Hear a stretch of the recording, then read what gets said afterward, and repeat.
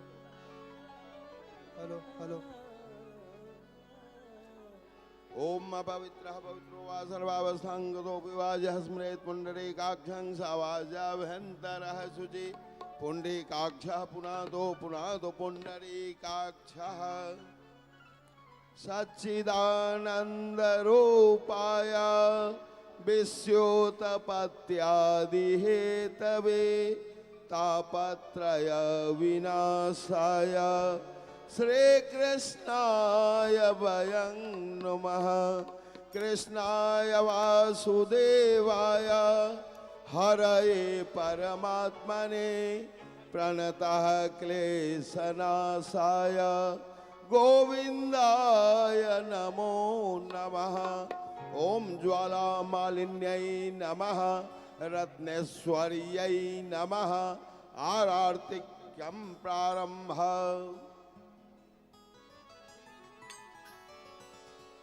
चंद्रमा मनसो जात सप्रो सूर्यो अजायत श्रोत्राद् वायु च प्राण च मुखादग्निरजायत।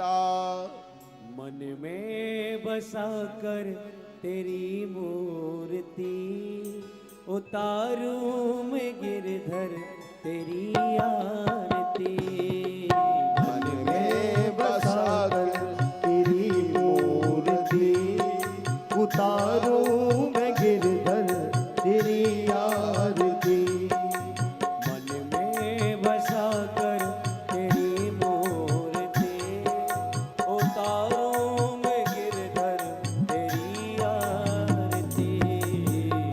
मैं बसा कर तेरी मूर्ति उतारूं मैं गिरधर तेरी आरती। करुणा करो कष्ट हरो ज्ञान दो भगवन। भाव में फंसी नाव मेरी तार दो भगवन।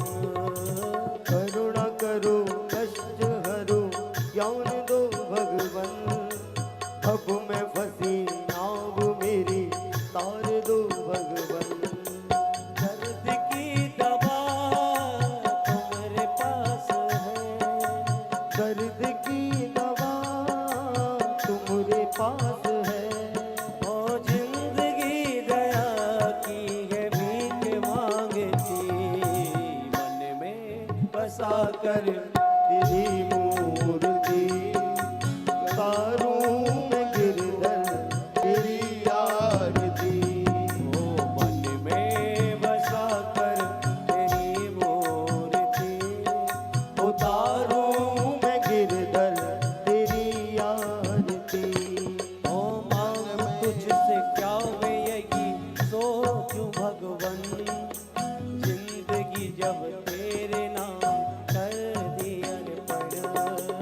मांगू क्या तुझसे यही सोचूं भगवन। जिंदगी जब तेरे नाम कर दे अर्पण। सब कुछ तेरा कुछ नहीं मेरा। सब कुछ तेरा कुछ नहीं मेरा। चिंता है तुझे प्रभु संसार की। मन में बसा कर तेरी मूर्ति उतारूं मैं गिरधर तेरी आरती। मन में बसा कर तेरी मूर्ति उतारूं मैं गिरधर तेरी आरती। वेद तेरी महिमा गाए संत करे ध्यान।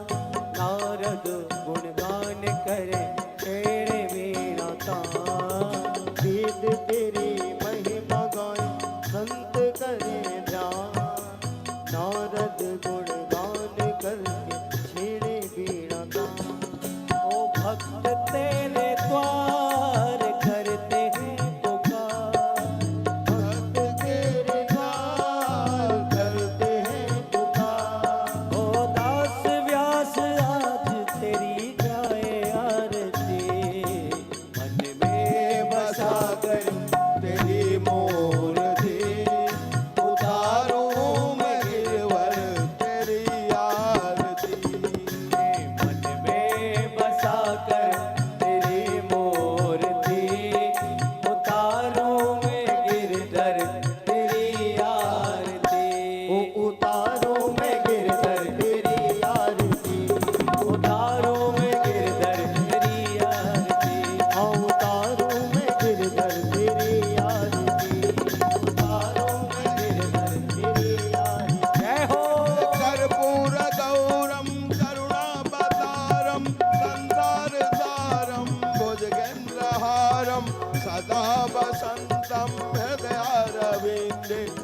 त्वं भवानी सहितं नमामि मङ्गलं भगवान् विष्णु मङ्गलं गरुडध्वज मङ्गलं पुण्डरीकाक्ष मङ्गलाय तनोहरि सर्वमङ्गल माङ्गल्ये शिवे सर्वार्थ साधिके शरण्ये त्र्यम्बके गौरी नारायणी नमस्तुते अच्युतं केशवं राम नारायणं कृष्ण दामोदरं वासुदेवं भजे श्रीधरं माधवं गोपिका वल्लभं जानकी नायकं रामचन्द्रं भजे हरे राम राम राम हरे हरे हरे कृष्ण कृष्ण कृष्ण हरे हरे राम राम राम हरे हरे हरे कृष्ण कृष्ण कृष्ण हरे हरे हरे राम राम राम राम हरे हरे हरे कृष्णा कृष्णा